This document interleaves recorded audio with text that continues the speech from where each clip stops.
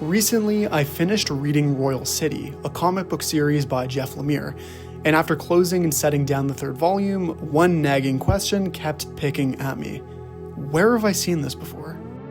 Royal City is about 3 adult siblings, Patrick, Tara, and Richie, and their ever-changing relationship with Royal City, the place where they grew up.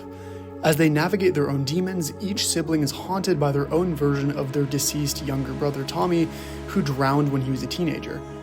But it's the role that all these siblings play that caused me to raise an eyebrow.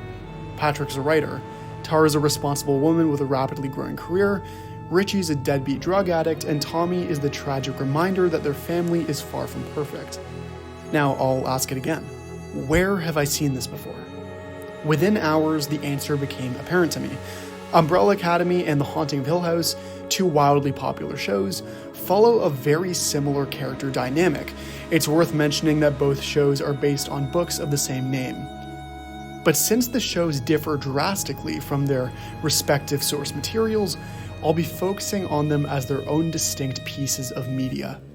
In Umbrella Academy, there's Luther, the reclusive lone wolf sibling, Allison, the mature and sensible middle child, Klaus, the unpredictable drug addict brother, and Ben, the deceased youngest brother. Yes, there's other siblings too, such as Five, Diego, and Vanya and/or Victor, depending on the season you're watching. The Haunting of Hill House follows a very similar structure. Stephen, a writer, just like Pat from Royal City, is the smug older brother. Shirley is the sensible, mature older sister. Theo is the rebellious wild child with a strong moral compass. Luke is the deadbeat drug addict, and Mel is the deceased youngest sibling that reunites the family. Noticing a pattern? This trope, something I'm going to call the Haunted Siblings Trope, is present in tons of modern media. Despite this, I couldn't really find any academic works or even YouTube videos on this pattern in storytelling, so I guess I'll talk about it here. Why is this character dynamic so compelling? Well, I think the starkly different personalities of all the siblings generate lots of conflict, which is gold for entertainment. Normally, since they argue so much, the siblings would naturally drift apart and not come in contact with each other very often. But that's where the dead sibling comes into play.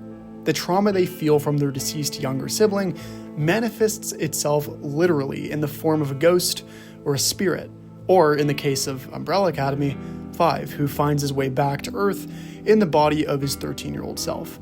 It's worth mentioning that Umbrella Academy kind of has 2 of these characters, Five being one, and Ben, the sibling that actually died, being another. Whatever the case may be, this younger sibling comes back to haunt and/or warn the other siblings, forcing them to work together once again. It's a clever plot device that's executed well in all 3 pieces of media. Now, which one does the trope the best? While this is certainly a question that can be debated, my opinion is that it's Royal City.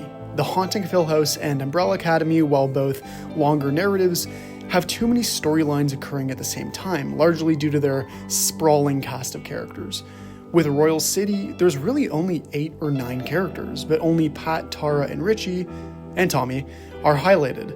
Lemire's narrowed focus on these characters allows for deeper and more introspective character building than what you get in Hill House and Umbrella Academy.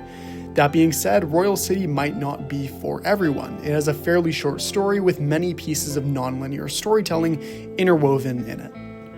I'm sure there's more examples of stories that follow this structure. If you know of any, let me know in the comments. But that's pretty much all I've got. Take care of yourselves and each other.